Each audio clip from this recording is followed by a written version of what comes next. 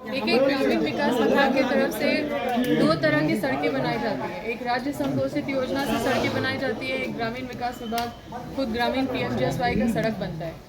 इन सड़कों के सुरक्षा के लिए विधानसभा के सचिवालय से एक नियम निकला है, एक आदेश निकला है कि इस तरह के सड़कों पे कोई भारी वाहन चलेगा या क्षमता से अधिक वाहन चलेगा। आप जानते हैं कि ट्रांसपोर्टर लोग का वाहन कितना भारी होता है। हाईवे में जो कोयला ओवरलोडिंग चलता है उसका कितना उसका क्षमता मतलब वो कम से कम 50 टन से तो ज़्यादा ही होगा।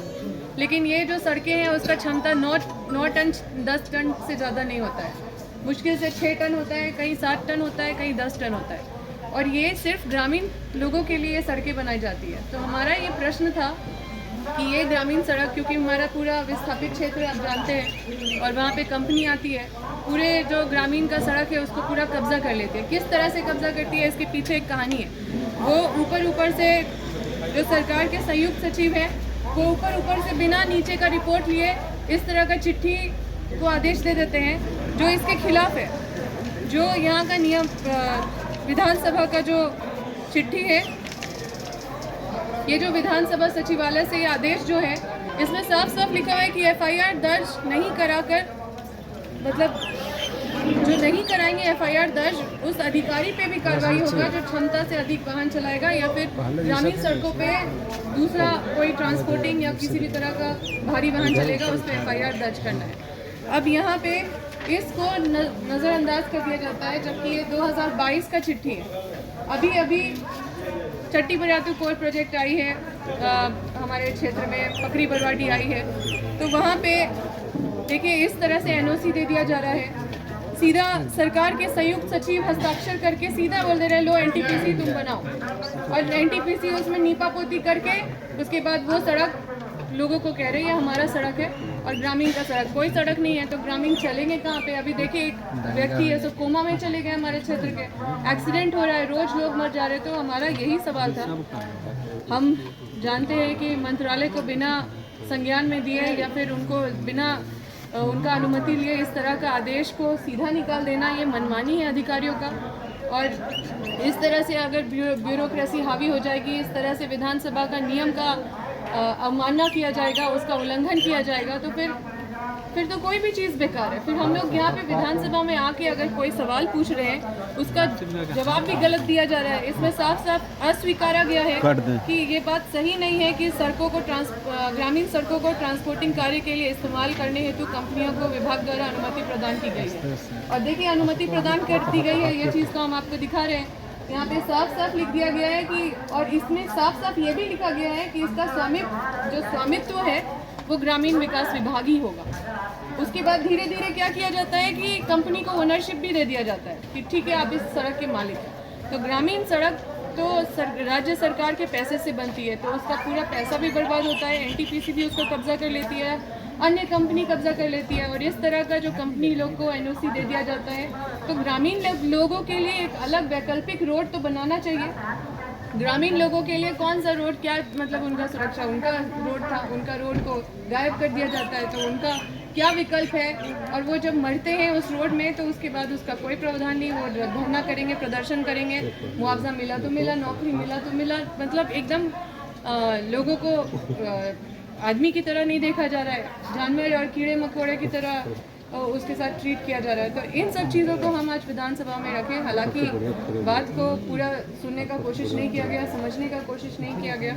हम तो जो है जो अधिकारियों के अगेंस्ट में ये सारी बातें कर रहे थे कि कैसे अधिकारी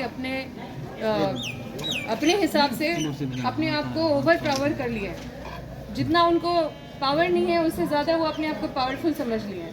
इस तरह से अगर ब्यूरोक्रेसी हावी हो जाएगा तो आम जन का फिर जीना बेहाल हो जाएगा। उनका हर सुविधा, हर सुख सुविधा जो मिलता है सरकार की तरफ से वो भी चैलेंजेबल हो जाएगा। ठीक है मैडम, जो बताई थी कि सड़कें गायब कैसे हो जाती है? गायब हो जाती है क्योंकि जो सड़कें ग्रामीण को दिए गए हैं, एक तो बहुत दशक के बाद सड़कें बनती है, बहुत मुश्किल से हम लोग को सड़कें मिलती है। आप भी जानते हैं कि एक साल में हमें कितने लंबे सड़क बनाने का अनुमति मिलता है। तो एक रिसोर्सेज हम लोग का लिमिटेड है। आप वो सड़क बनाए हैं आज, अब पता नहीं कितने साल के बाद फिर वो सड़क बनाएंगे। तो आज़ादी के बाद कई दशक के बाद वो सड़क बनी। अब सड़कें इतने मुश्किल से बनी है, लोग आंदोलन किए, विरोध किए, सड़कें बनी। अब ये सड़क दे दी जाती है, एनटीपीसी को एनओसी दे दी जाती है। अब एनटीपीसी को हमको एनओसी मिल गया, हम इसको ट्रांसपोर्टिंग करेंगे। अब ग्रामीण कहाँ चलेंगे? बस मेरा यही कहना था।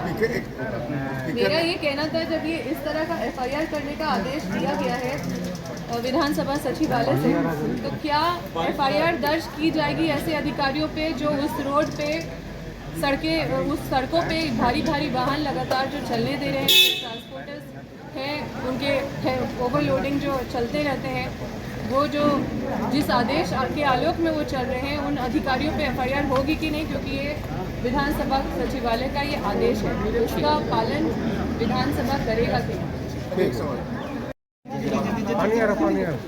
देखिए, ये बड़ा दुख का बात है, ये दुर्भाग्य है कि बातों को पहले समझना चाहिए। हम लोग नए विधायक हैं,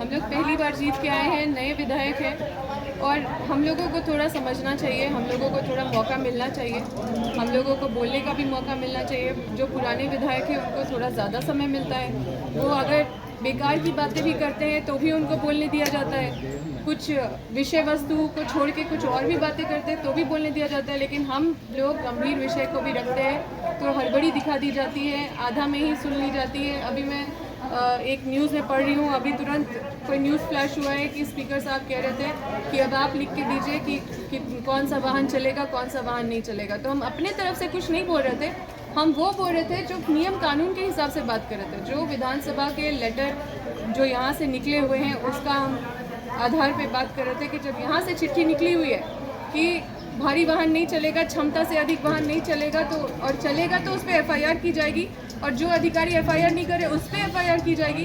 तो इसका क्या बस ये चिट्ठी है या फिर इसका अनुपालन होना चाहिए कि नहीं होना चाहिए? मैम, आपकी सरकार है, आपका अधिकारी बात नहीं सुन रहेगा। देखिए, हम सरकार के ऊपर कुछ बात नहीं रख रहे हैं। जो अधिकारी मनमानी कर रहे, जो मंत्रालय से बिना आदेश लिए, बिना उनको संज्ञान में कुछ डाले इस तरह का काम कर रहे हैं, इसी चीज़ को हम विधानसभा में रख रहे थे। और ये बहुत गंभीर विषय है क्योंकि हमारा पूरा झारखंड में लगभग बहुत ज़्यादा क्षेत्र है जो ग्रामीण सड़कों से होकर गुजरता है, और ये पूरा हमारा झारखंड जो है माइनिंग रिसोर्स से भरा हुआ है। मतलब खनिज संपदा भर भर के है हमारे क्षेत्र में।